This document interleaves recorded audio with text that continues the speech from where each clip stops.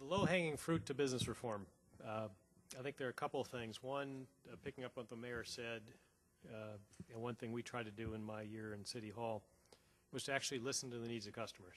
You know, I found it odd that the only folks with a voice in City Hall were those with high-priced lobbyists, Steve.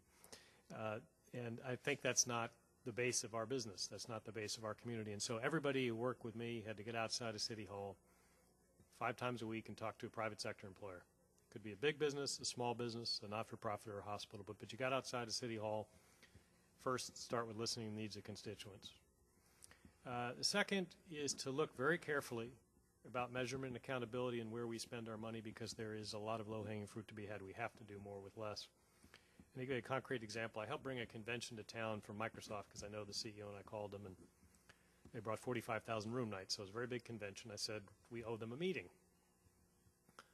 I asked the folks in IT to prepare me a simple schedule for the meeting. I said, just show me how much business we do with Microsoft. Kind of a blank look, and I said, no, you've heard of them, right, Microsoft? The city IT department did not know how much money we spend with Microsoft. Okay.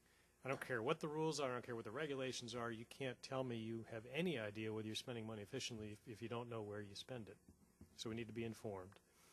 Now, that part of procurement is actually pretty easy. There's a federal provision which allows municipalities to piggyback any other city's deal. So you buy pens and pencils and you're Cincinnati, I like your deal. I don't even have to put on an RFP. I could just go get the same deal from your vendor. It's lawful. Think about software. We're buying bits and bytes, no labor involved. It's pretty easy, right? We can buy from anybody anywhere around the world. I look at what New York did a year ago. Redid all of their software purchasing, and I assume Mike Bloomberg's a pretty smart guy. He's got a good team around him. As mayor, let's bring a different group of folks in to lead our IT department. Maybe we call Ballmer back and say, give us someone who retired from Microsoft a couple of years ago, understands this stuff. Put together a group of folks from this room, private sector people who understand how to measure, hold accountable. We can stack up that New York deal and say, okay, you guys got a year. Go buy like New York does. We'll save $25 million. And so we're going to have to look department by department, measure and hold accountable. I think that in combination with actually understanding and listening to our customers, we're going to make an awful lot of progress in a hurry. All right. Sir.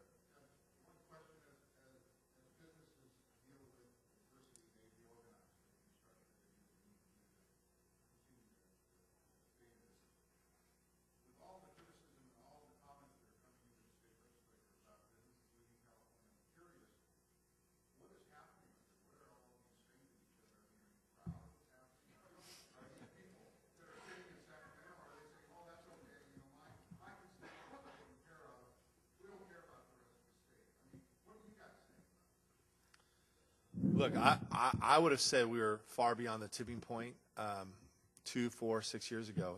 Old saying from Albert Einstein was the definition of insanity is doing the same thing over and over again and expecting a different result.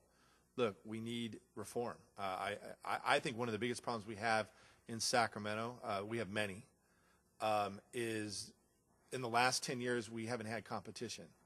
And what I mean by that is I think Magic Johnson was great because of Larry Bird. I believe Ford and Chevy. I believe in the private enterprise. I believe in competition. But we had super safe districts throughout the state of California. We've only, in the state Senate, we only had one real competitive seat where it was in question on election day who would win. And so the way the structure was set up through redistricting over the last 10 years was when legislators went home, they went home. They didn't go out in the community. And I think when you have a competitive election where it's in doubt, people are out there in the community. I think the best legislators are not the ones that give the best speeches, but the ones that actually go out in the community and listen to people. As Austin said, you know, he talked about City Hall, about the lobbyists and what I call the Beltway mentality. If the only people you're talking to are the lobbying community with the Beltway mentality, whether it's Washington, D.C., whether it's Sacramento or City Hall, you're not getting out and talking to real people. And I think what happened in the last 10 years is legislators knew that they were going to get elected, and they were lazy and they didn't get out in the community. For example, 4 or 6 years ago, I mean, we still have a big workers' comp problem here in California, but everywhere I went in the community, no matter what audience, people were talking about the workers' comp problem. This is when Governor Schwarzenegger first came in. But as I talked to the legislators, it really glazed over because they really weren't out talking to small business folks. And I think we actually do have meaningful reforms going forward. We have something called the open primary or jungle primary, where now all the candidates can run. Everybody can vote. We have a top two system. Whoever gets the top two votes go into the general election. And then also the redistricting commission came out. We're going to have more competitive seats, either through the redistricting commission's lines or a referendum that's going on in the state senate lines. We will have more competitive seats across the state of California. And I think that's a positive, because what has happened over the last 10 years is people only talk to, the Beltway mentality. They don't talk to real people. And I think it's frustrating when you look at the polling that says, I think it's 9 or 11% of the people in California think that we're doing a good job. I want to know who those 9 or 11% are. But it should be embarrassing the numbers that they have in Washington, D.C. and Congress. It should be embarrassing for every legislator in Sacramento, because at the end of the day, you do this because you want to look in the mirror and say, I moved the ball forward, I got something accomplished to better your community, and it's not happening right now. So I do think we need structural reform. Let me just pick up on that, because I think I would agree the structural reform, but do you bet the jockey or you bet the horse? The mayor of Sugar Land was a business person, is a business person. Again, I have a lot of time for Tony. I think he understands business. But if you go to Sacramento and say, how many of those folks have ever made a payroll, signed the front of a check, driven a delivery truck, worked in a restaurant, taught a class, take your pick, and you'd find probably something about 5%. And I think what we have are people who mouth the words but fundamentally don't understand how the private sector works.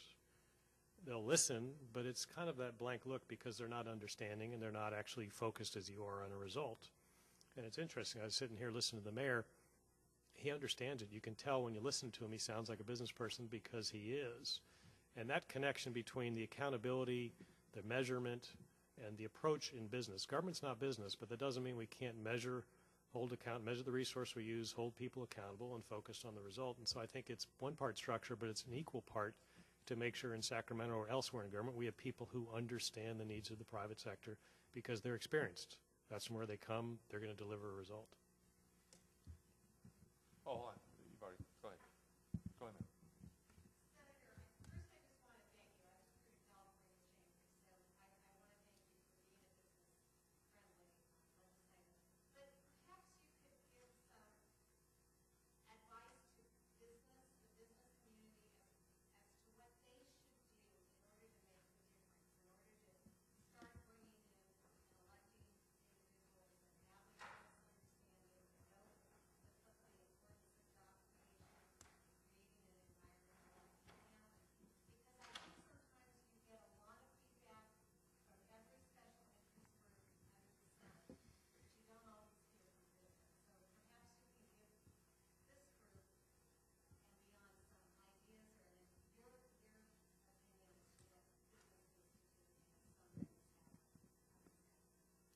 Well, I think now more than ever, we have the ability to understand how people vote, and it is about leadership. It is about